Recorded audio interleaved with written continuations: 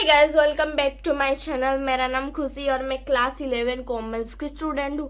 तो आज मैं आप सभी के लिए एक बहुत बड़ा इम्पोर्टेंट वीडियो लेके आई हूँ। मैं इस वीडियो में बताने वाली हूँ अगले जो 2 वीक्स बचा है आपके 10th क्लास की बोर्ड एग्जाम के लिए, आप वो 2 वीक्स कैसे मैनेज करेंगे, किस तरीके से रिवाइज करेंगे, सारे के सारे डिटेल्स में इस वीडियो में आप लोगों को बताऊंगी। तो लेट्स गो। आपके पास सिर्फ 14 डेज है, तो आप ये 14 डेज अच्छे से क्वांटिटेटिव पढ़ाई ना करके आपको क्वालिटेटिव पढ़ाई करना चाहिए, क्योंकि आपके पास सिर्फ 14 दिन है और 14 दिन में आपको ज़्यादा से ज़्यादा कुछ नहीं पढ़ के सिर्फ जो आप इतने दिनों से पढ़ के आए हैं सिर्फ उसको रिवाइज करनी है।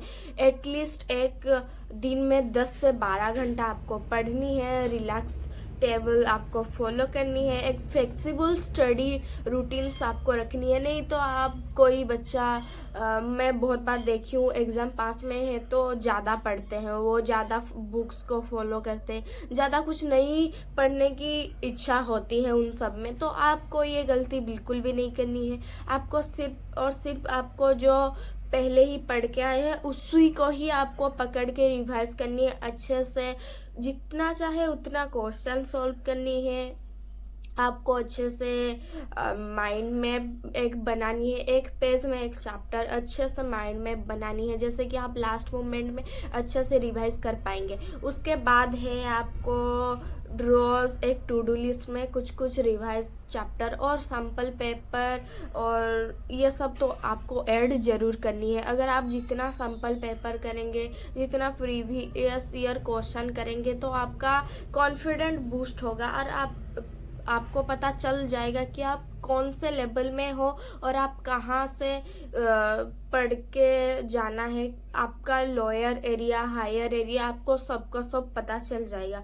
और आपको ये 2 वीक्स फ्लेक्सिबल प्लान अच्छे से करनी है। आपको 1 से लेके 7 डेज तक आपको अच्छे से रिवाइज करनी है। मॉर्निंग से आप सुबह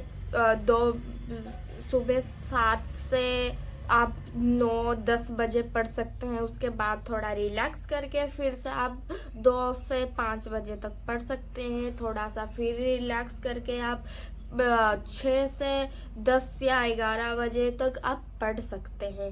इतना आपको ये टाइम में करनी है और आपको ब्रेक ले के पढ़नी है, टाइमर लगा के पढ़नी है, जैसे कि आपको पता चल सकेगा आप कितना घंटे पढ़ रहे हैं, कितना घंटे आप प्रोडक्टिविटी स्टडी कर पा रहे हैं, कितना घंटे आपका वेस्ट जा रही है। सारे के सारे आपको डिटेल्स उस टाइम में अगर आप टाइमर यूज करेंगे तो आपको उसी से ही पता चल जाएगा। और ये टाइम में आपको जो आपका स्कूल में हो या ट्यूशन में हो या आप ऑनलाइन क्लास करते हैं तो उसी में हो, जो अगर फॉर एग्जांपल मैथ में आपके ट्रिगोनोमेट्री वो वाला चैप्टर आप स्किप नहीं कर पाएंगे, क्योंकि वो बहुत स्कोरिंग चैप्टर है और उधर से क्वेश्चन आता है, तो वो चैप्टर आप स्किप नहीं कर पाएंगे। आपका जो हाईएस्ट मार्क स्कोरिंग चैप्टर है आपको उसी को ही ज़्यादा फॉलो करनी है। आपका जैसे हिस्ट्री में जो स्कोरिंग चैप्टर है, जो आप थोड़ा ही लिमिटेड क्वेश्चन रहता है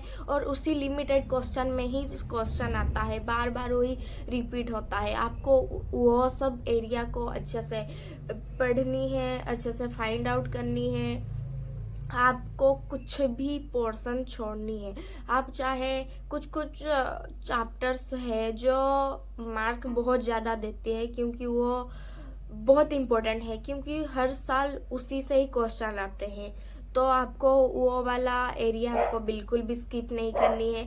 जितने चाहे उतने आपको उसी टॉपिक में क्वेश्चन करनी है। सैम्पल पेपर आपको लगानी है टाइमर लगा के। मैं बार बार बोल रही हूँ कि आप कुछ भी करें तो टाइमर लगा के करें, तो टाइमर लगाने से बहुत ज़्यादा बेनिफिट होगा। जैसे कि आप पता चल पाएंगे कि कौन से सेक्शन से स्टार्ट करने से आपका जल्दी सैम्पल पेपर ख़त्म हो रहा है, कौन से सेक्शन के सैम्पल पेपर स्टार्ट करने से आपका लेट ख़त्म हो पा रहा है। तो आप पता लग पाएंगे आपको ऐसे ही क्वेश्चन करके।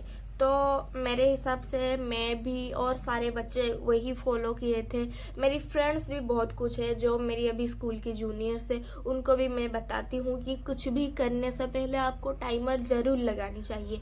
क्योंकि मैं मेरी चैनल में जितने सारे स्टडी ब्लॉग लगाई हूँ, जैसे कि चाहे क्लास 11 के भी हो जाए, मैं सारे के सारे स्टडी ब्लॉक में मेरी टाइमर लगा के मैं पढ़ती हूँ। मुझे पता चल जाता है मैं कितने घंटे पढ़ती हूँ, कितना घंटे नहीं पढ़ती हूँ, कितना घंटे मेरा वेस्ट हो जाता है, वगैरह वगैरह। और आपको रोज़ एक से हर सब्जेक्ट की सैम्पल पेपर लगानी है, प्रीवियस ईयर क्वेश्चन देखनी है, और जो क्वेश्चन आपसे सॉल्व नहीं हो रहा है उसको रेड मार्क करके आप लास्ट में सॉल्व करेंगे। जैसे कि आप कोई एक ट्रिकी क्वेश्चन हो गया, कॉम्पिटेंसी बेस्ड क्वेश्चन हो गया, तो आप सॉल्व नहीं कर पाए, तो आपको वो रख देनी चाहिए, एक कॉपी में लिख लेनी चाहिए कि हाँ ये क्वेश्चन मेरे से सॉल्व नहीं हो रहा है।